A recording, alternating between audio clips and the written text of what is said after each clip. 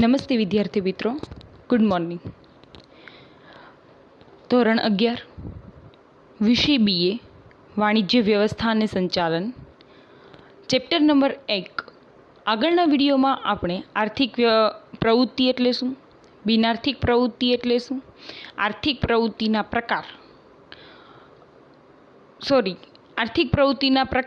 પ્રકાર સુધીની માહિતી આપણે મેળવેલી. આ વિડીયોમાં આપણે આર્થિક પ્રવૃત્તિના પ્રકાર 3 હતા એવું મેં કીધેલું: ધંધો, વ્યવસાય અને રોજગારી.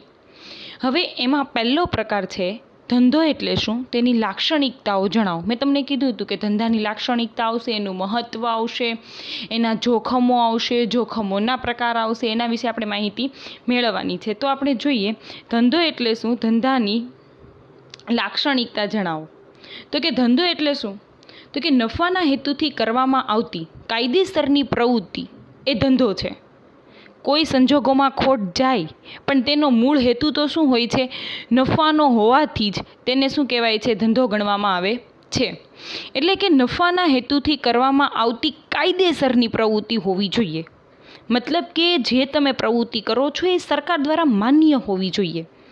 પછી તમે અહીંયા ગુજરાતમાં ખબર છે કે ભાઈ દારૂબંધી છે, દારૂ પર પ્રતિબંધ છે, અને તમે નફાના હેતુથી હવે દારૂનો તે ધંધો કરવાની શરૂઆત કરો તો એ પ્રવૃત્તિ આર્થિક પ્રવૃત્તિ કે ધંધો ગણાશે નહીં.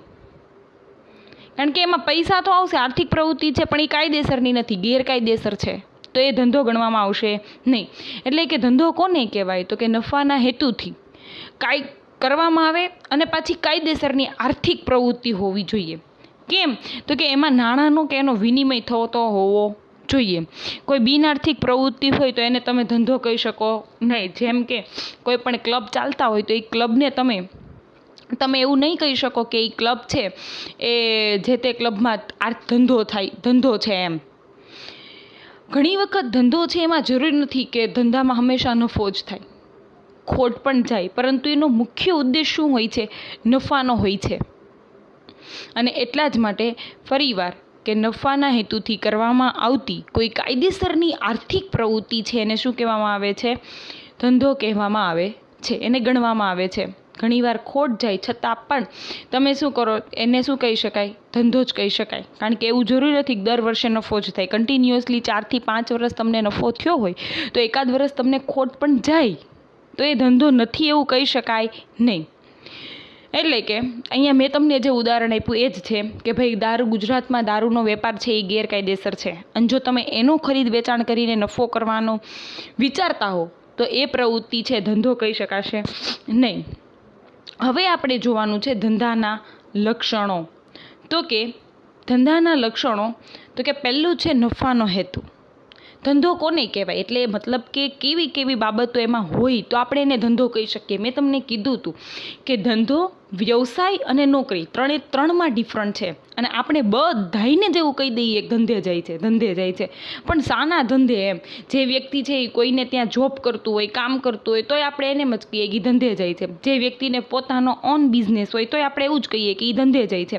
અને જે વ્યક્તિ વ્યવસાયિક છે, મતલબ કે CA છે, વકીલ છે, ટીચર્સ છે, તો એને પણ આપણે શું કહીએ, ધંધે જાય છે. બધાને આપણે એવું કહીએ છીએ તો બધાને ધંધો કહેવાય નહીં. ધંધો, વ્યવસાય અને નોકરી ત્રણેયમાં ફેર છે. ધંધામાં છે ને નફાના હેતુથી કરવામાં આવે એને ધંધો કહેવાય. પોતાની પાસે જે જ્ઞાન છે એનો ઉપયોગ એ બીજાના માટે, સમાજ માટે કરે અને બદલામાં એ ફી સ્વરૂપે નાણાં વસૂલ કરે એને વ્યવસાય કહેવાય. અને રોજગારી કોને કહેવાય, તો કે કોઈને ત્યાં તમારે પરમિનન્ટ જોબ કરવાની છે, એ કેમ કરવાનું છે, તમારે ધાર્યું નથી કરવાનું. એ તમને એમ કે આમ કરો તો તમારે એમ કરવાનું છે. એ તમને એમ કહેશે કે આમ કે આ રીતે કરો કામ, એટલું ઉત્પાદન કરજો તો તમારી રીતે કરવાનું છે. તો એને શું કહેવાશે, રોજગારી કહેવાશે. તો હવે આપણે જોઈએ ધંધાના લક્ષણો. ધંધાનું પહેલું લક્ષણ છે નફાનો હેતુ. તો કે ધંધાકીય પ્રવૃત્તિનો મુખ્ય હેતુ નફાનો હોય છે. દરેક વેપારી પોતાની ખરીદ કિંમત કરતાં ઊંચા ભાવે તે વસ્તુનું વેચાણ કરીને શું કરે છે, નફો કરે છે. મતલબ કે અથવા તો છે ને, જો અહીંયા પડતર કિંમત કરતાં પણ જો એવું ના હોય તો ઘણી વખત ઉત્પાદકો છે વસ્તુની પડતર કિંમત કરતાં પણ ઊંચા ભાવે છે ને વેચાણ કરે તો તેને નફો થાય છે. જો અહીંયા ખરીદ કિંમત એટલે શું, માની લો કે ઘણા વેપારી એવા હોય કે ઉત્પાદક પાસેથી છે ને માલની ખરીદી કરતા હોય, કોને વેચતા હોય, ગ્રાહકોને, મતલબ કે ગ્રાહકને છૂટક વેચતા હોય એવી રીતે કામ કરતા હોય, તો એને પણ શું કહી શકાય આપણે, એમાં પણ નફો જ થાય ને. તો એવી રીતે પણ નફો કરે. એટલે ઘણી વખત એવું થાય, કાચા માલની કિંમત ખરીદી છે ને ઓછા ભાવે કરે, પછી એમાં બધું યંત્ર કરીને અને પછી વધારે ભાવે એ વસ્તુ ડાયરેક્ટ એની જ વસ્તુ બીજા વધારે ભાવે કોઈ પણ પ્રકારનું રિસાયકલ બિન કર્યા વગર જ તે શું કરે, તરત જ વેચી દેતા હોય. તો એને શું કહેવાય, નફો કહેવાય, નફો કરે એવી રીતે. અને ઘણી વખત ઉત્પાદકો છે એની પડતર કિંમત, વસ્તુની પડતર કિંમત એટલે શું થાય, વસ્તુ તૈયાર કરતા થતો ખર્ચ. વસ્તુને તૈયાર કરતા થતો ખર્ચ એટલે શું થાય, વસ્તુની પડતર કિંમત. તો એ જે વસ્તુની પડતર કિંમત છે એ માની લો કે કોઈ પણ વસ્તુ 10 રૂપિયામાં તૈયાર થઈ. હવે ઉત્પાદક શું કરશે કે 10 રૂપિયામાં જ નહીં વેચે, મતલબ કે 10 રૂપિયામાં છે ને બધું જ આવી ગયું, પ્લાસ્ટિકના ખોખાથી માંડીને, રિફિલથી માંડીને, સહીથી માંડીને, લાવવા જવાનો ખર્ચ, મજૂરોનો પગાર, જે તે ફેક્ટરી હોય તો ફેક્ટરીનું ભાડું, બધું જ 10 રૂપિયામાં આવી જાય. કારણ કે હવે તમને એમ થાય કે ટીચર 10 રૂપિયામાં જ કેમ વેચાશે, તો એ આગળ આપણે જોશું કે ખર્ચ કેવી રીતે એમાં ઇન્ક્લુડિંગ પડતર કરતી વખતે ગણવાનો આવે. તો એ બધું જ આવી ગયું. હવે 10 રૂપિયામાં તૈયાર થયેલી પેન છે ને 10 રૂપિયામાં નહીં વેચે, એ શું કરશે, 15 રૂપિયામાં વેચશે, કાં 12 રૂપિયામાં વેચશે, કાં 13 રૂપિયામાં વેચશે, એવી રીતે વેચશે અને એ નફો કરશે. અને ધંધામાં નફો થવો છે ને બહુ જરૂરી છે. કેમ કે ધંધામાં નફો છે ને પ્રાણવાયુ છે, અને જો નફો નહીં થાય ને તો ધંધો લાંબો સમય સુધી ટકી શકે નહીં. કારણ કે નફો આપણા શરીરમાં કેમ લોહી છે, અને લોહી વગર આપણું શરીર નકામું છે, એવી જ રીતે ધંધો છે ને, ધંધામાં નફો એ ધંધાનો પ્રમાણવાયુ છે ને, એ પ્રમાણની પ્રાણવાયુ. પ્રાણ એટલે કે આપણે કેમ આપણા શરીરમાં પ્રાણવાયુ આપણે ઓક્સિજનને ગણીએ, એવી જ રીતે ધંધાનો પ્રાણવાયુ કોણ છે, નફો છે. અને નફા વગર ધંધો થઈ શકે નહીં. હવે બીજું છે આર્થિક પ્રવૃત્તિનો એક ભાગ, તો કે જે પ્રવૃત્તિમાંથી અર્થ એટલે કે નાણાંનું ઉપાર્જન થાય છે તેને શું કહેવામાં આવે છે, આર્થિક પ્રવૃત્તિ કહેવામાં આવે છે. તો ધંધોમાં પણ, ધંધો આપણે કરો છો એમાં પણ શું છે કે નફા સ્વરૂપે નાણાંનું શું થાય છે, ઉપાર્જન થાય છે. તો એને શું કહેવામાં આવે છે, એટલે કે ધંધો કહેવામાં આવે છે. એટલે આપણે એવું કહી શકીએ કે ધંધો છે એ આર્થિક પ્રવૃત્તિનું શું છે, એક પ્રકાર છે. એટલે પહેલું, ધંધાનો મુખ્ય, ધંધો કોને કહેવાય, જેનું મુખ્ય લક્ષણ શું છે, નફાનું. બીજું કે એ આર્થિક પ્રવૃત્તિનો શું છે, એક ભાગ. બીજું જોખમ. ત્રીજું તો કે જોખમ, ધંધામાં છે ને જોખમ રહેલા છે. કેવા જોખમ, આગ લાગે ને ઘણી વખત, કોઈ પણ ખબર છે પોતાની ફેક્ટરી હોય કે કોઈ પણ પોતાનું કારખાનું હોય, કંપની હોય, મોટા બિઝનેસ હોય, તો એમાં આગ લાગે તો આગનું જોખમ, અકસ્માતનું જોખમ, હડતાલ, એટલે ઘણી વખત કર્મચારીઓ દ્વારા હડતાલ પાડી દેવામાં આવે. ઘણી વખત એવી સિચ્યુએશન આવે, હુલ્લડ આવે કે સામસામી મારામારીને એવું બધું સામસામે શરૂ થઈ જાય, એટલે એને હુલ્લડ કહેવાય. કે જ્યાં એમાં તો છે ને પથ્થરનો ને એનો સીધો સામસામી લાઠી ચાર્જ ને એવું બધું કરવામાં આવે, એટલે એવી રીતે હુલ્લડો ફાટી નીકળે ઘણી વખત. ત્યારે એ બધાને આપણને એમ થાય કે ધંધામાં એનાથી શું, તો ઘણી વખત તમને ખબર છે કે અમુક ધંધામાં તો બારીને એવું કાચ ફોડી નાખે, એ બધું હુલ્લડમાં થાય. નુકસાન મતલબ ભૌતિક નુકસાન બહુ થાય એવી રીતે. એમ ચોરી, વસ્તુ કે માલની શું થઈ જાય, ચોરી, લૂંટફાટ જેવા માનવ સર્જિત જોખમ તો રહેલા છે. પરંતુ સાથે સાથે ધંધામાં ધરતીકંપ, વાવાઝોડું, વીજળી પડવાના, વરસાદ, વધારે પડતો વરસાદ, તો આવા બધા જોખમો પણ રહેલા છે. એટલે માનવ સર્જિત જોખમો તો છે કે ભાઈ આગ, અકસ્માત, હડતાલ કરતો કદાચ કર્મચારીઓ પાડી દે તો એના કારણે માનવ સર્જિત ઘણી વખત છે ને આગ બી લાગે, એસીના ને એવા બધા શોર્ટ સર્કિટ થાય છે ને ઘણી બધી વખત, તો એવી રીતે આગ લાગે, લૂંટફાટ, ચોરી વગેરે જેવા માનવ સર્જિત જોખમો તો ધંધામાં રહેલા છે.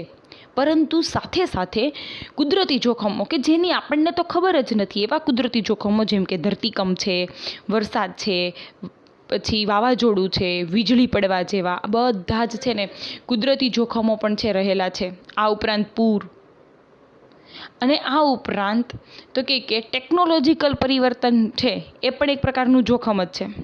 કારણ કે માંગમાં ઘટાડો, નવી વસ્તુનું, મતલબ કે કોઈ વખત કોઈ પણ ચીજ વસ્તુનું ઉત્પાદન આપણે કરી નાખ્યું છે પરંતુ એની માંગ જ ઘટી જાય, તો એ ઉત્પાદનનું શું કરવાનું, લોકો એની માંગ જ નથી કરતા, તો એ ઉત્પાદન વેચાવાનું નથી, એટલે એના કારણે નુકસાન થાય. બીજું ફેશનમાં પરિવર્તન, આપણને ખબર છે એક વર્ષ છે, તમને ખબર હોય નેટની ખાસ કરીને ગર્લ્સને વધારે ખબર હોય, એક વર્ષ કાપડમાં જોઈ લો નેટની ફેશન નીકળી હોય તો એ વર્ષે નેટનું બહુ જ સારું એવું વેચાણ થાય, તો પછી એક વર્ષ પછી કોટનની ફેશન નીકળે તો એનું વેચાણ થાય. એવી રીતે છે ને સતત એ ફેશન બદલાતી જાય. એવી રીતે વસ્તુને એના કારણે શું થાય કે જે વ્યક્તિ અગાઉથી સ્ટોક કરીને રાખ્યો છે એની વસ્તુ પછી વેચાવાની છે નહીં, એટલે એના કારણે નુકસાન થશે.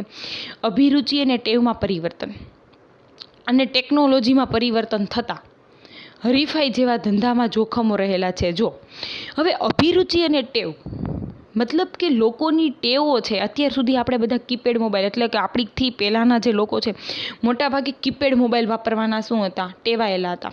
પછી એન્ડ્રોઈડ નીકળ્યા, એટલે પછી ધીમે ધીમે હવે વર્તમાનમાં જુઓ ને તો બધાને ઘરે ફરજિયાત એન્ડ્રોઈડ મોબાઈલનો ક્રેઝ આવી ગયો કે એન્ડ્રોઈડ મોબાઈલ તો એક તો હોય જ.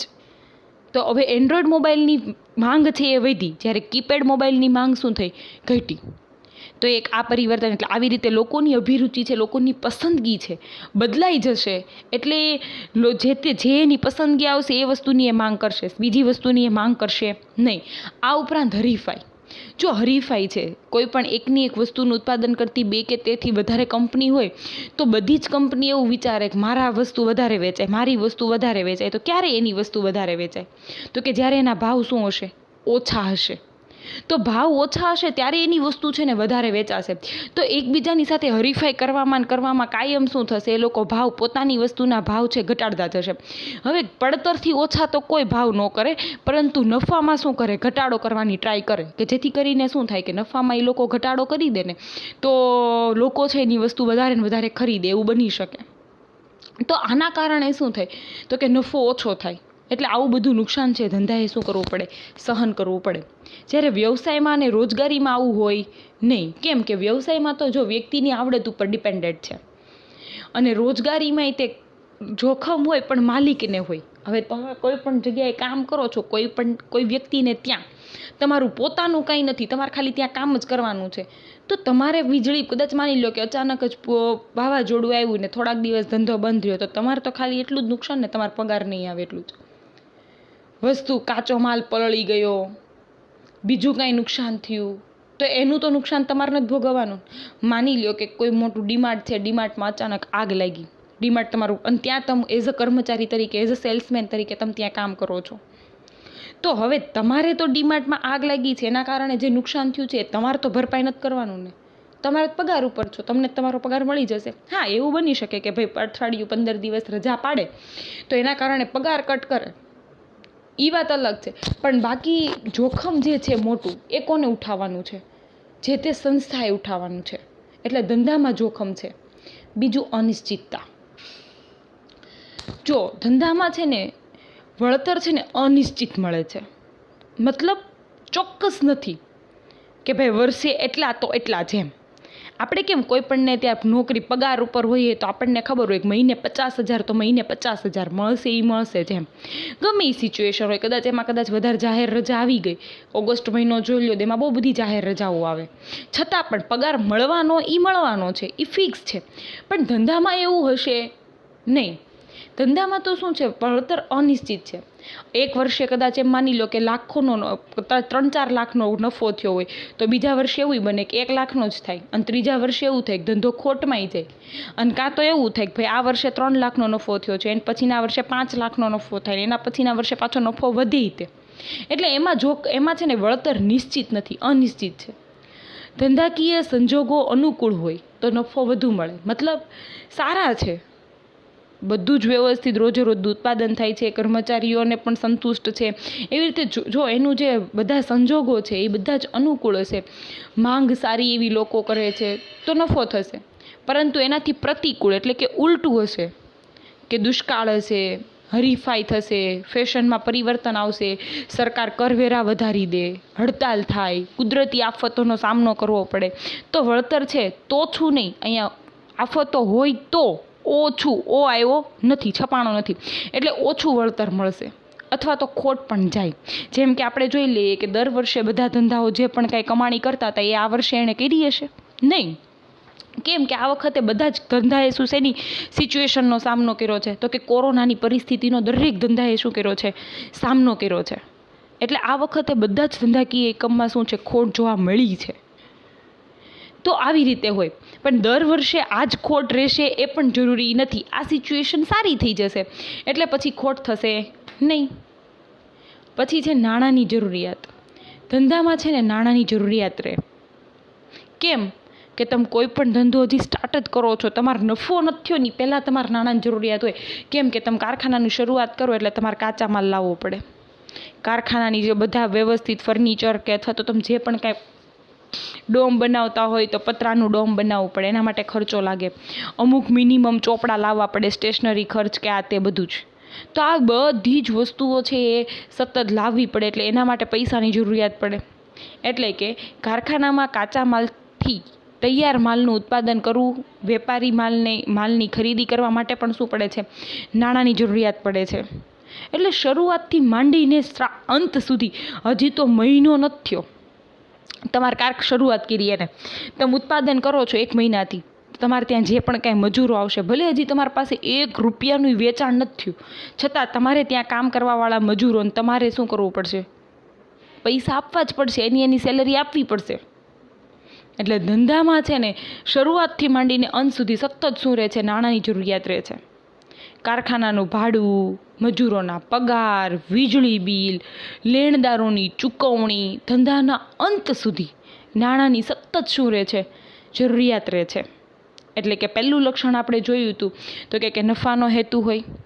બીજું લક્ષણ એવું જોયું હતું તો કે એ આર્થિક પ્રવૃત્તિનો એક ભાગ છે. ત્રીજું લક્ષણ આપણે શું જોયું હતું તો કે જોખમ છે એમાં. ચોથામાં અનિશ્ચિતતા જોઈતી.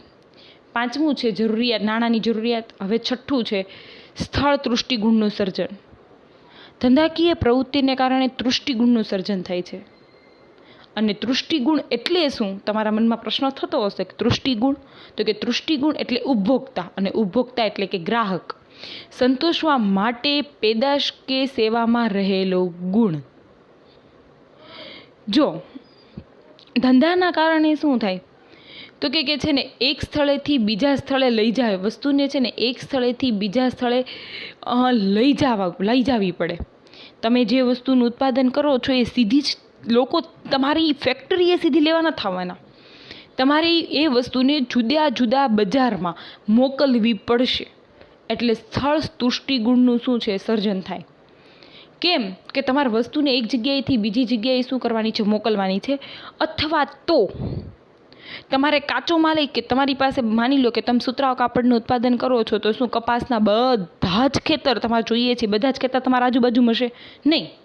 એને તમારે જુદી જુદી જગ્યાએથી રૂને છે ને લાવવું પડશે. એટલે એના કારણે છે ને એની ઉપયોગિતા વધે છે.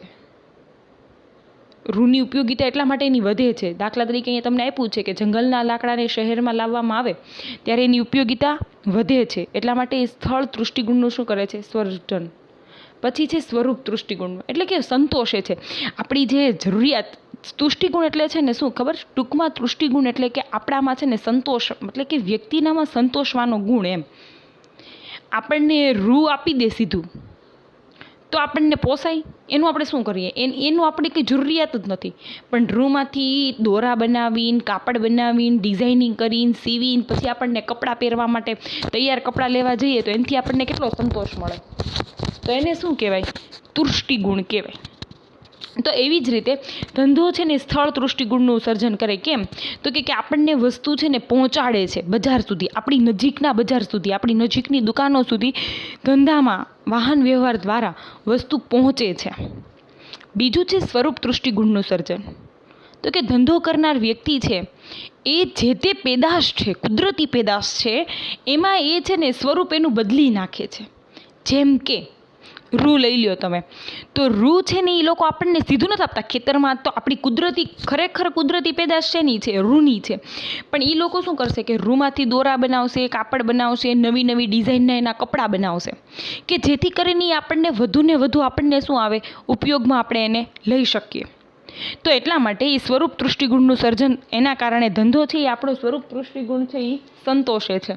જેમ કે લાકડા કાપીને એમાંથી ફર્નિચર વેચવું, લાકડા કાપીને એમાંથી છે ફર્નિચર બનાવીને શું કરવાનું છે? વેચવું. તો આપણને લાકડું તમને સીધું એક ઝાડનું કાપી દે, તમે એને લેવા માટે તૈયાર થવાના નથી, પણ ફર્નિચર લેવા માટે છોડ તૈયાર થશો.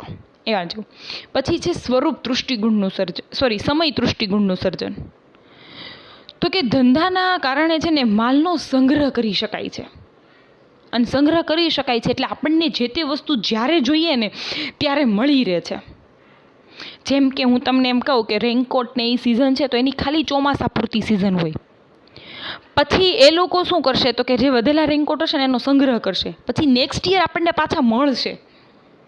એટલે છે ને સમય દૃષ્ટિગુણનું ધંધાના કારણે સંગ્રહ, એટલે કે વસ્તુના માલનો તમે સંગ્રહ કરી શકતા હોવાના કારણે છે ને સમય દૃષ્ટિગુણનું સર્જન થાય છે. એવી જ રીતે ગરમ કપડામાંનો ઉનાળામાં ને ચોમાસામાં શું કરે છે, એ લોકો સંગ્રહ કરી દે અને શિયાળામાં આપણને વેચે. એવી રીતે પછી છે સતત પ્રવૃત્તિ. ધંધો છે ને એ સતત પ્રવૃત્તિ છે, કોઈ એક દિવસ 2 દિવસની પ્રવૃત્તિ છે નહીં, એ સતત ચાલે છે. એક વખત ઉત્પાદન થઈ ગયું એનો મતલબ એમ નહીં કે હવે ઉત્પાદન નથી કરવાનું. એ નિયમિત એનું ઉત્પાદન થતું હોય છે. દુકાન, કારખાના, લારી ગલ્લા, પેઢી, કંપનીઓ વગેરે નિયમિતસર અને રોજે કામ કરતા હોય છે. અને એટલા માટે એમ કહી શકાય કે ધંધાકીય પ્રવૃત્તિ છે એનું સાતત્ય જળવાવું જોઈએ. મતલબ અને એમ બી ઉત્પાદન રોજ જ ધંધામાં થવું જોઈએ, નહીંતર ખોટ જવાની. 1 મહિનો 5 દિવસે ઉત્પાદન બંધ રહે ને તો ધંધામાં ખોટ જાય. કપડાના ધંધા જોઈ લો, દાખલા તરીકે અહીં ઉદાહરણ આપ્યું છે, કપડાના ધંધામાં કોઈ વાર પસ્તી કે જૂના ફર્નિચરનું વેચાણ એ કપડાનો ધંધો કરનાર માટે ધંધાકીય પ્રવૃત્તિ નથી, કારણ કે એનું સાતત્ય નથી. એટલે મતલબ કે સતત પ્રવૃત્તિ એટલે કે તમે જે ધંધાનો, તમે જે વસ્તુનો કે ઉત્પાદન કરો છો ને એનું જ ઉત્પાદન સતત થવું જોઈએ. પણ તમે કાપડનો ધંધો કરતા હોય અને કાપડને બાજુ પર મૂકીને તમે ફર્નિચર વેચવાનું શરૂ કરી દો તો એ તમારું સાતત્ય જળવાનું સતત પ્રવૃત્તિ નથી. તો મતલબ એનો એવું જ થયું કે તમે સાવ બીજો ધંધો જ શરૂ કર્યો એમ. એટલે કે પ્રવૃત્તિ છે ને ધંધામાં સતત થવી જોઈએ અને એનું સાતત્ય જળવાવું જોઈએ. તમે જે વસ્તુનું ઉત્પાદન કરવા માટે ધંધો શરૂ કર્યો છે તો એ જ વસ્તુનું ઉત્પાદન થવું જોઈએ. વિદ્યાર્થી મિત્રો, આ હતા ધંધાના લક્ષણો, કે આવા લક્ષણો હોય તો આપણે એને ધંધો કહી શકીએ. પછી તમે એક દિવસ કપડનું ઉત્પાદન કરો, એક દિવસ ફર્નિચરવાળું કામકાજ કરો, એક દિવસ તમને ઈચ્છા થાય કરિયાણું વેચવાનું શરૂ કરી દો તો એ ધંધો કહેવાય નહીં. એમાં રોજ જ એકની એક જ પ્રવૃત્તિ પણ સતત થયા કરે એને શું કહેવાય? ધંધો કહેવાય. તો આજના લેક્ચરમાં અહીં સુધી રાખીએ. આવતા લેક્ચરમાં આપણે ધંધાના હેતુ સમજવાના છે. સામાજિક હેતુ અને આર્થિક હેતુ, 2 હેતુ છે. એમાંથી સામાજિક હેતુનો અભ્યાસ આપણે આના પછીના વિડીયોમાં જોઈશું. Thank you.